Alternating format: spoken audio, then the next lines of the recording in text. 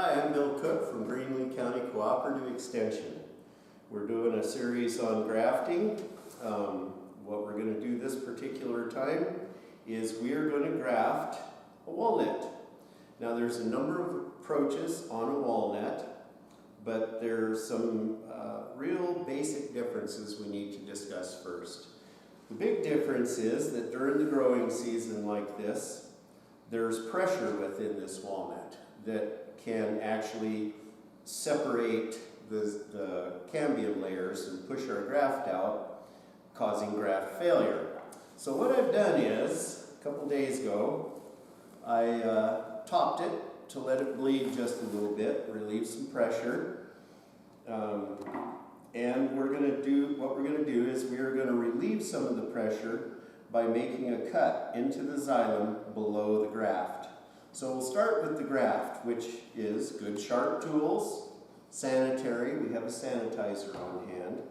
So we're going to pick our spot here where it'll be a nice, easy connection to make, a nice straight segment. So we're going to cut that right there. And we're going to get rid of this side stuff. And we're going to proceed like any other whip graft. First, a rubber band goes down there to hold the end of the tape. Now we look for buds, which is essentially a small knot in that wood, and we choose our angle. So we're going to cut it like this. When using a container stock like this, you'll want to support the plant with one hand. You don't want to push up and down and rock it around a lot because you can tear a few roots. So we're going to support with this hand. We're going to use this method. We put our hands together. This gives us control of the knife, eliminating any possibility of a sudden slip. So with our hands together, we start to rock this in a little bit to get it going.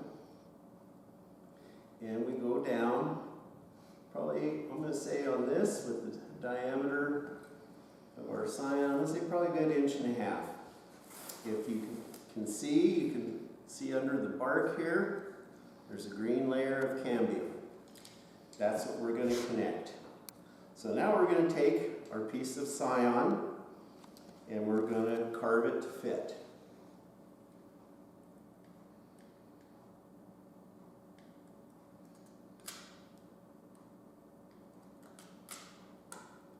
We're going to cut this into a wedge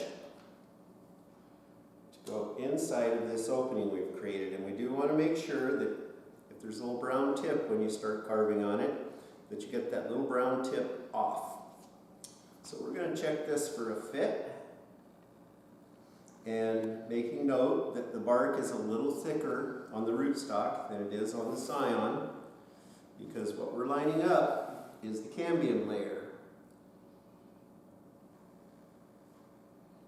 So that looks like that lines up fairly well.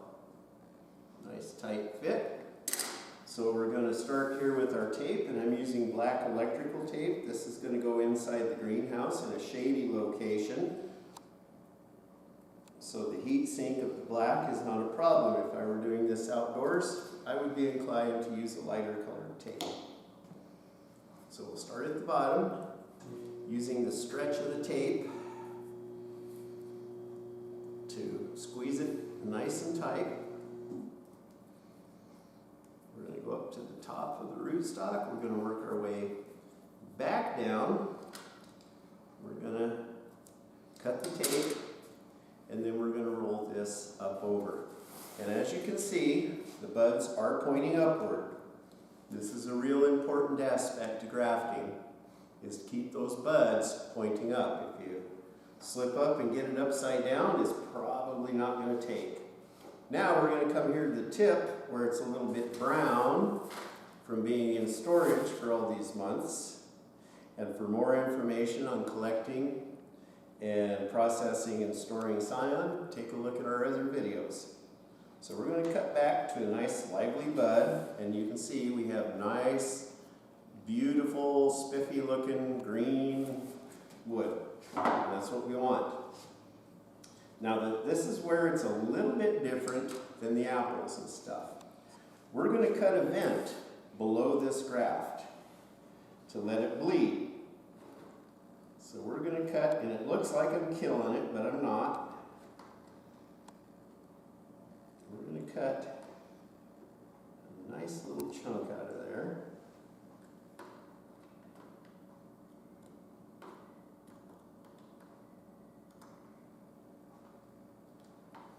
And you would do this whether you're doing a whip graft or budding or whatever.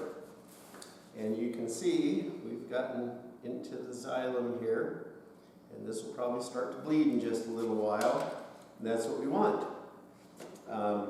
You would do the same thing with a grape. They also have that internal pressure. One of the things with this is you will want to occasionally check it to make sure this hasn't healed over or something and stopped bleeding before the union is made. So now we're going to seal this. This is Tanglefoot. I like Tanglefoot as a grafting sealer as opposed to the good old-fashioned grafting wax, which I've used plenty of.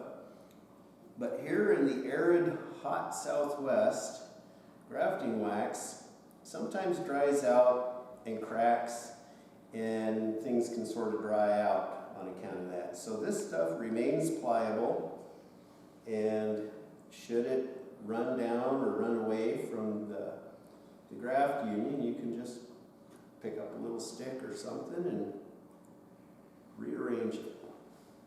So we're taking care to cover any exposed surfaces of the wood, particularly here where we've made our wedge. And if the split extends below the tape, we cover that too. Then we'll take a little piece of this here and we will seal that tip, and we're said and done. I like to put a marker on these. I like to write on a tag what it is and when I did it, so that when it goes out there in the greenhouse with lots and lots of other stuff, I'll know. So there you have it. That is a whip graft Arizona Black Walnut to English Walnut.